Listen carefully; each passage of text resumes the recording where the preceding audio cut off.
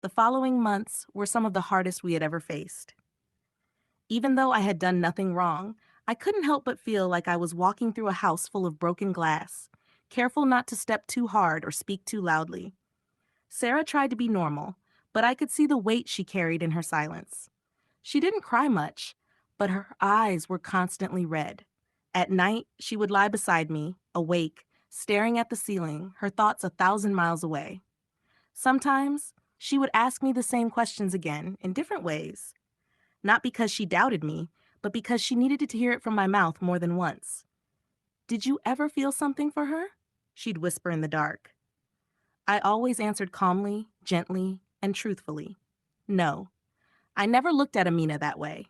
Even when she tried to provoke me with her looks, her words, or her presence, I saw her only as my wife's younger sister, and I never allowed my thoughts to cross that line. But emotions don't follow logic. Even if I was innocent, Sarah had to live with the fact that someone from her own bloodline had secretly been hoping to ruin her marriage. That betrayal was not easy to digest. She became more protective, more alert. She stopped inviting people over, especially family. Her phone calls with her mother became shorter.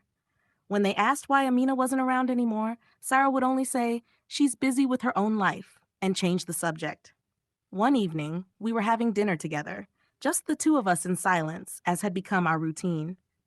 Then, out of nowhere, Sarah put her fork down and said, "I keep thinking, what if you had never told me the truth? What if I walked in 5 minutes later that day? Would I still be living in a lie?" I looked at her, unsure of how to answer, because the truth was I hadn't really told her anything. She had seen it for herself. It was her own eyes that opened to something I had tried to hide, not out of guilt, but out of protection. I didn't want to break her heart. "I didn't tell you," I said softly, "because I didn't want to hurt you. I didn't know how, and I didn't want to accuse your sister of something without clear proof. I thought maybe it would stop. Maybe she'd understand the boundaries." Sarah nodded, slowly. There was no anger in her eyes, just a deep, exhausted sadness. "I just wish she had respected me," she said. "That's all." We both sat there for a long time, the food going cold on our plates. Some nights were like that, quiet, heavy, and filled with unsaid things that clung to the air. Eventually, life continued.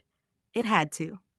We started traveling more, going on walks, making new memories to replace the bitter ones. We talked more often, openly, without fear, and though we didn't speak of Amina anymore, the scar remained. Not fresh and bleeding, but healed and sensitive, like the kind you don't touch but always remember. Sarah forgave, not her sister, but the pain. And I learned that sometimes loyalty means carrying someone else's burden just to keep them from breaking. What happened between us and Amina didn't destroy our marriage. If anything, it revealed